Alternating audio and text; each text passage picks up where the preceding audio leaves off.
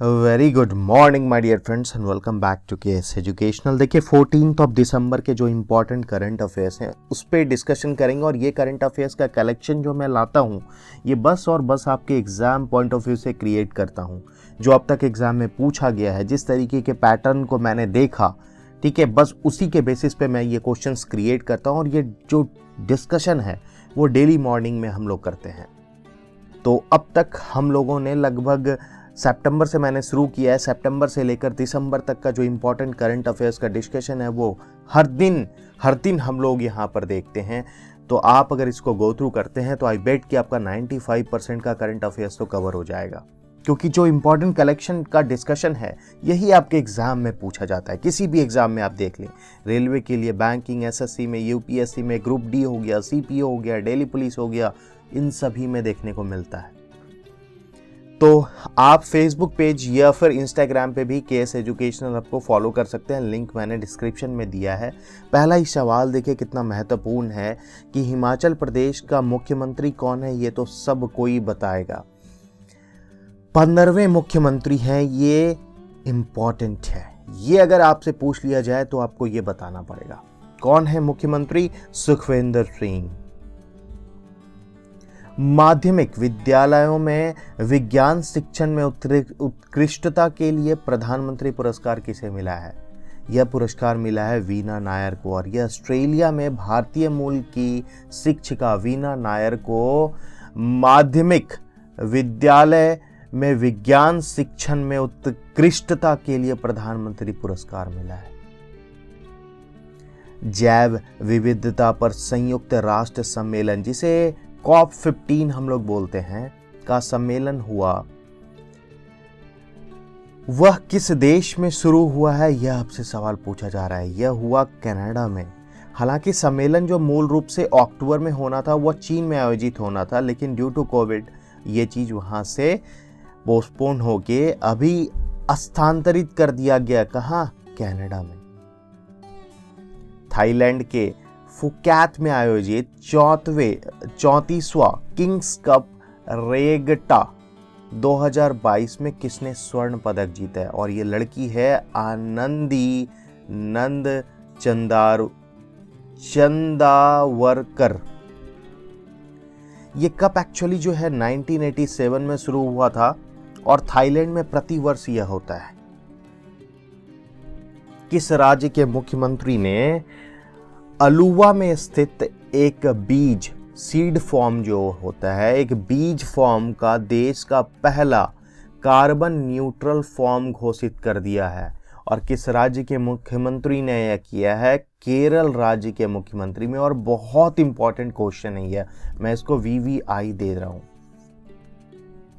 सुलोचन चौहान का दिसंबर 2022 में ही निधन हो गया। क्या आप बता सकते हैं कि वह कौन थे, किस फील्ड से रिलेटेड थे? ये पारंपरिक मराठियन जो होता है संगीत, तो वहीं की ये गायिका थी और बहुत फेमस गायिका थी ये। जमुना लाल बजाज फाउंडेशन ने जमुना लाल बजाज पुरस्कार 2022 के विजेताओं का घोषणा कर दिया है। क्या आप मुझे यह बता सकते हैं कि इस फाउंडेशन के द्वारा टोटल कितने श्रेणियों में पुरस्कार दिया जाता है?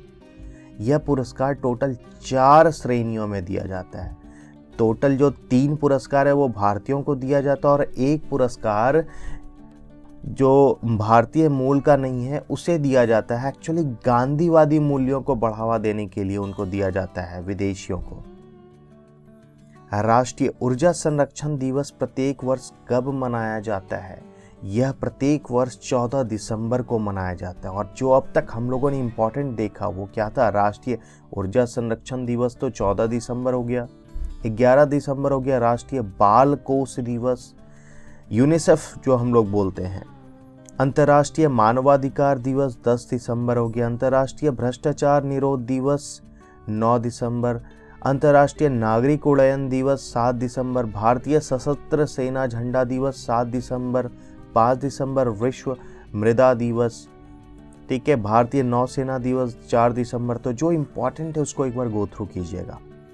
हाल ही में इसरो ने कहां से ट्राइसोनिक विंड टनल का पहला ब्लो डाउन का सफल परीक्षण किया है? ये विक्रम साराभाई अंतरिक्ष केंद्र तिरुवनंतपुरम में हुआ। हाल ही में नौसेना के पायलटों का पासिंग आउट परेड कहां हुआ?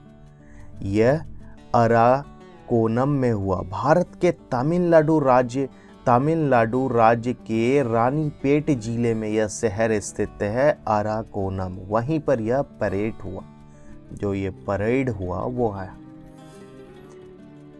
मीजोटोपिस पेलिटा, जिसे पटवा के नाम से बोला जाता है, जिसे IUCN रेड लिस्ट में जोड़ा गया, किस प्रजाति से संबंधित है? ये औषधि पौधे में से एक पौधा है जिसे IUCN रेड लिस्ट में जोड़ा गया। कौन सा केंद्रीय मंत्रालय बुनियादी ढांचे को बढ़ावा देने के लिए भारत का पहला जमानत बॉन्ड बीमा उत्पाद लॉन्च करने जा रहा है, जिसे श्योरिटी बॉन्ड इंश्योरेंस प्रोडक्ट के नाम से जाना जाता है? और यह कौन से केंद्रीय मंत्री के द्वारा है? सड़क परिवहन और राज्य मार्ग मंत्रालय के द्वारा। किस संस्था ने चेन्नई मेट्रो रेल नेटवर्क के विस्तार के लिए $780 मिलियन के ऋण को मंजूरी दे दी है? और यह ADB के द्वारा दिया गया है। ADB के द्वारा टोटल कितना हो गया? $780 मिलियन का ऋण। किसे? चेन्नई मेट्रो रेल नेटवर्क को।